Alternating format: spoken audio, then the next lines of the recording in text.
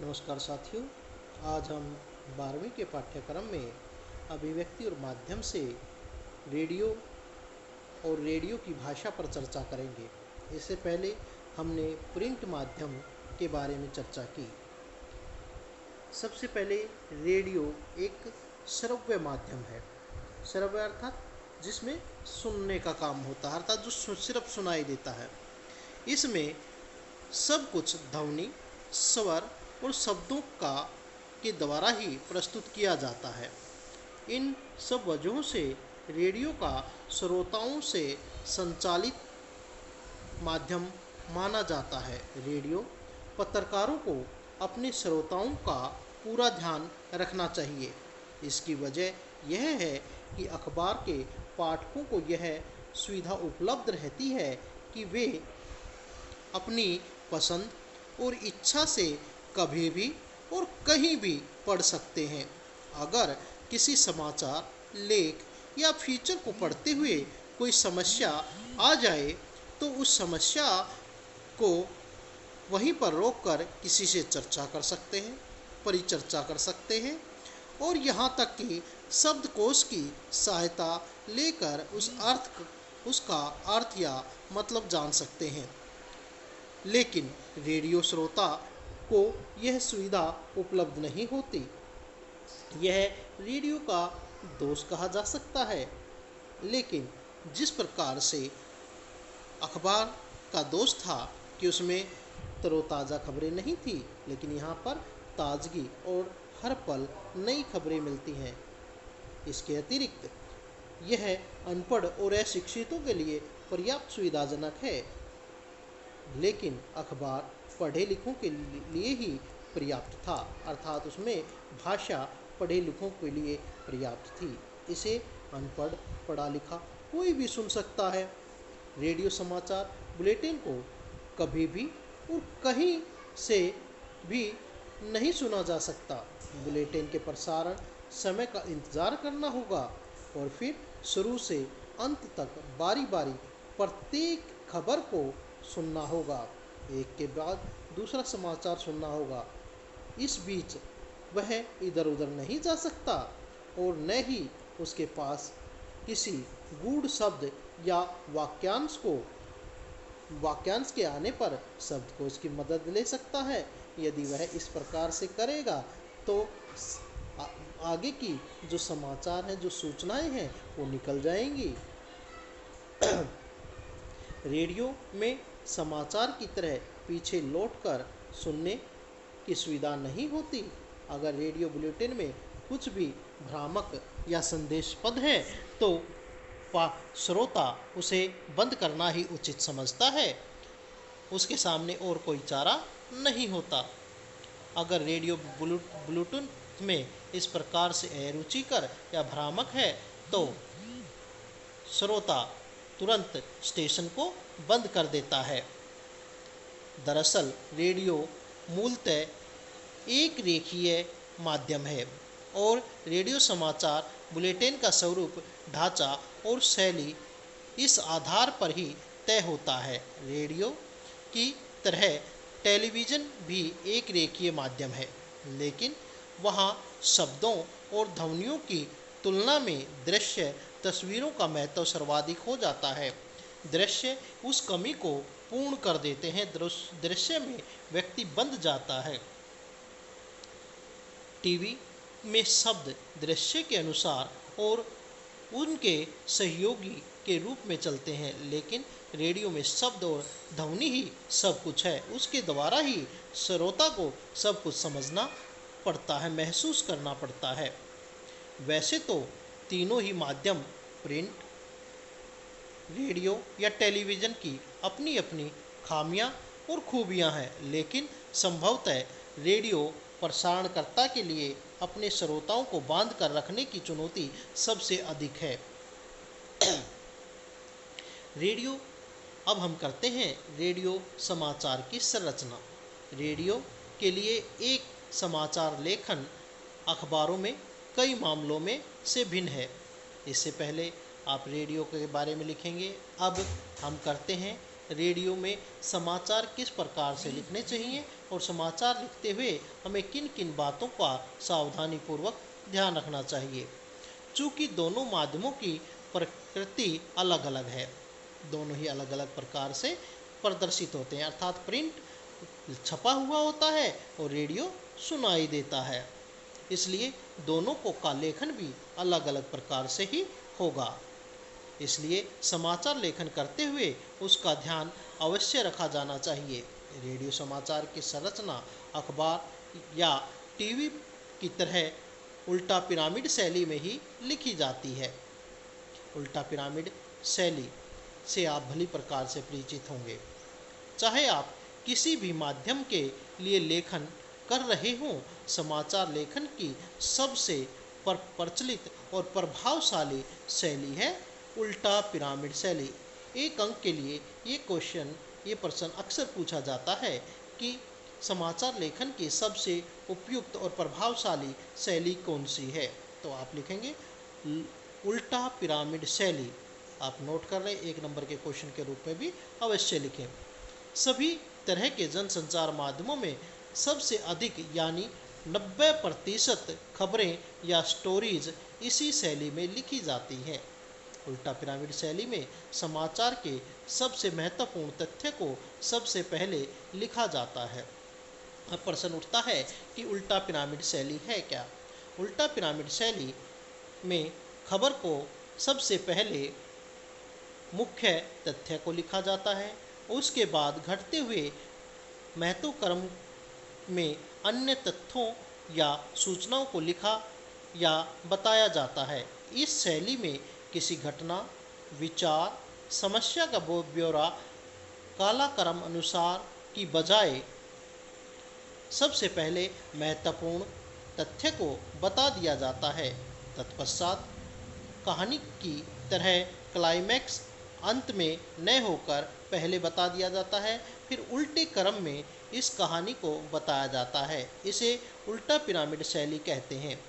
उल्टा पिरामिड शैली को समझने के लिए अपने बाईं ओर दिया गया पिरामिड शैली में उल्टा पिरामिड शैली में अर्थात उल्टा त्रिभुज के रूप में इस चित्र को अवश्य देखें, जिसमें त्रिभुज के अर्थात उल्टे पिरामिड के 3 खाने बनाए गए हैं, जिसमें पहले में इंट्रो लिखा गया है, दूसरे में बॉडी और तीसरे में समापन।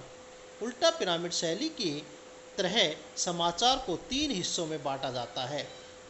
ये 3 हिस्से हैं इंट्रो, बॉडी और समापन। समाचार में इंट्रो या लीड को हिंदी में मुखड़ा भी कहते हैं। इसमें खबर के मूल तत्व को शुरू में 2 या 3 पंक्तियों में बता दिया जाता है। यह खबर का सबसे महत्वपूर्ण और मेन तत्व होता है। इसके बाद बॉडी में समाचार के विस्तृत ब्यौरे को घटते हुए महत्वक्रम में लिखा जाता है। हालांकि इस शैली में अलग से समापन की कोई जगह नहीं होती, यहाँ तक कि प्रासंगिक तथ्य तथा सूचनाएं दी जाती हैं। अगर जरूरी हो तो समाचार समय और जगह की कमी को देखते हुए समाचार के समापन को लिखने का रिवाज भी नहीं है। इस प्रकार से आप उल्टा पिरामिड शैली का क्वेश्चन भी बनाएंगे कि उल्टा पिरामिड शैली किसे कहते हैं और इसके प्रमुख भाग। रेडियो समाचार में एक इंट्रो पर गौर कीजिए। उत्तर प्रदेश के उन्नाव जिले में एक बस दुर्घटना में आज 20 लोगों की मौत हो गई। मृतकों में 5 महिलाएं और 3 बच्चे शामिल। इस प्रकार से आप उल्टा पिरामिड शैली के बारे में लिखेंगे। अब प्रश्न बनता है तीसरा प्रश्न, रेडियो के लिए समाचार लेखन में बुनियादी बातें, अर्थात रेडियो समाचार की भाषा या लेखन कैसे हो। नंबर 1, जब हम रेडियो समाचार लेखन समाचार पत्र पत्रिकाओं के लेखन से एकदम भिन्न है, अतः यह ध्वनियों पर आधारित होता है, इसलिए इसको पढ़ते वक्त अनेक प्रकार की समस्याएं हमारे सामने आ सकती हैं। वाचक किस प्रकार से उसे प्रस्तुत करेगा, इसलिए सबसे पहले ध्यान देने की बात है कि साफ सुथरी और टाइप्ड कॉपी होनी चाहिए। रेडियो समाचार कानों के लिए यानी सुनने के लिए होते हैं, इसलिए उसके लेखन में इसका ध्यान जरूर रखना चाहिए। लेकिन एक महत्वपूर्ण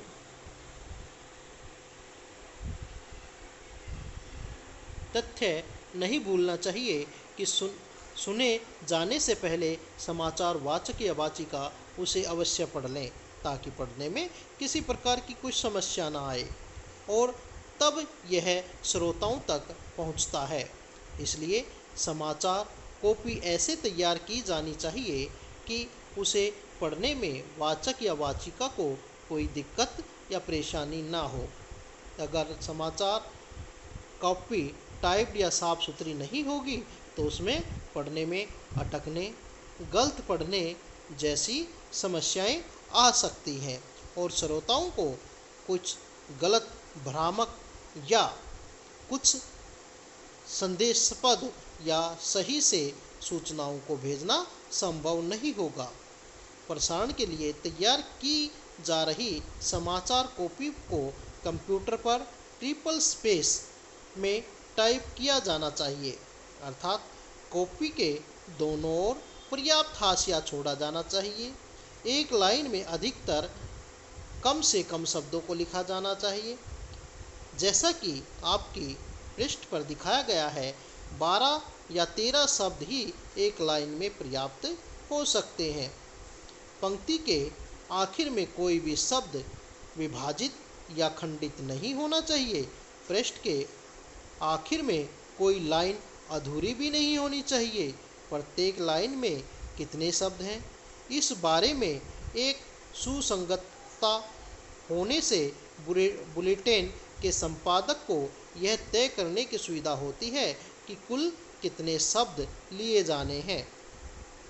समाचार कॉपी में ऐसे जटिल और उच्चारण में कठिन शब्द जैसे संक्षिप्ताक्षर, अंक आदि नहीं लिखे जाने चाहिए, जिन्हें पढ़ने में जबान लड़खड़ाए, अर्थात मुश्किल शब्द या दो से अधिक शब्दों को इकट्ठा कर नहीं लिखा जाना चाहिए ताकि पढ़ने में कोई मुश्किल हो। अंकों को लिखने की एक अलग से व्यवस्था होनी चाहिए, अर्थात 1 से 10 तक के अंकों को शब्दों में और 11 से 999 तक के शब्दों को अंकों को लिखा जाना चाहिए। लेकिन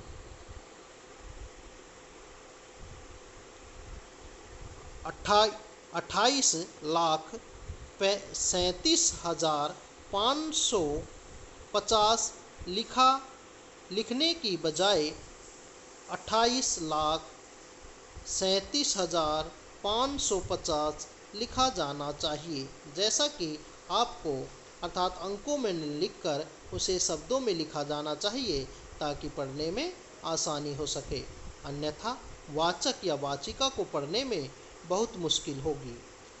इसे हमेशा ध्यान में रखना चाहिए। इस तरह अखबारों में प्रतिशत या डॉलर को चिन्ह के रूप में नहीं लिखा जाना चाहिए। अखबार आदि में लिखना या टीवी पर इस प्रकार के चिन्हों को दर्शाना न्याय संगत है, परंतु रेडियो की भाषा में इस प्रकार से लिखा जाना संदेशपद हो सकता है। अतः इनके स्थान पर प्रतिशत या डॉलर ही लिखा जाना चाहिए। जहाँ तक संभव हो उपयुक्त हो दशमलव को भी नज़दीकी पूर्णांक में लिख देना बेहतर होता है। जो नज़दीक का उसका अंक है उसे पूर्ण अंक के रूप में दिखा दिया जाना चाहिए। लेकिन खेल के स्कोर और मुद्रास्फीति के आंकड़ों में इस प्रकार से नज़दीकी पूर्णांक में लिखना न्याय संगत नहीं है। अतः उसे दशमलव, जैसे तेंदुलकर ने अगर 98 रन बनाए हैं तो हम उसे लगभग 100 रन नहीं लिख सकते, उसे 98 ही दिखाया जाता है। इसी प्रकार से मुद्रास्फीति में दशमलव में लिख दिया जाना ही उचित है। वैसे रेडियो समाचार में अत्यधिक आंकड़ों और संख्याओं का इस्तेमाल करने से हमें बचना चाहिए। श्रोताओं के लिए उन्हें समझ पाना बहुत ही कठिन होगा। आंकड़े तुलनात्मक हो सकते हैं, परंतु हमें इनसे बचना चाहिए। आगे है डेडलाइन, संदर्भ और संक्षिप्ताक्षर का प्रयोग। हमें डेडलाइन को भी अवश्य ध्यान में रखना चाहिए। जैसा कि हमने प्रिंट माध्यम में डेडलाइन पर चर्चा कर ली थी। डेडलाइन अर्थात अखबार में कि कितने शब्दों के लिए जगह पर्याप्त है, अर्थात उतने ही शब्द लिए जाते हैं। संपादक हमें लिखने से पहले एक डेडलाइन निश्चित कर देता है। इसलिए समाचार चाहे रेडियो के हों, चाहे टेलीविज़न के हों या प्रिंट के हों, उसके लिए डेडलाइन निश्चित की जाती है। संदर्भ और संक्षिप्ताक्षर के प्रयोग से हमें अक्सर बचना चाहिए, क्योंकि संदर्भ कई बार सही न होने की वजह से सही तरह से प्रस्तुत नहीं किया जा सकता। हमेशा समय के फ्रेम में होना चाहिए। समाचार, रेडियो पर प्रसारित होने वाला समाचार हमेशा आज सुबह, आज तड़के, आज शाम आदि का इस्तेमाल किया जा सकता है। इसी तरह बैठक कल होगी, कल होने वाली व्यवस्था आदि का जिक्र किया जा सकता है। इस प्रकार से संक्षिप्ताक्षरों से भी हमें बचना चाहिए, क्योंकि ये संक्षिप्ताक्षर भी भ्रामक हो सकते हैं। अतः इस प्रकार से हमें रेडियो समाचार की भाषा लिखनी चाहिए। धन्यवाद।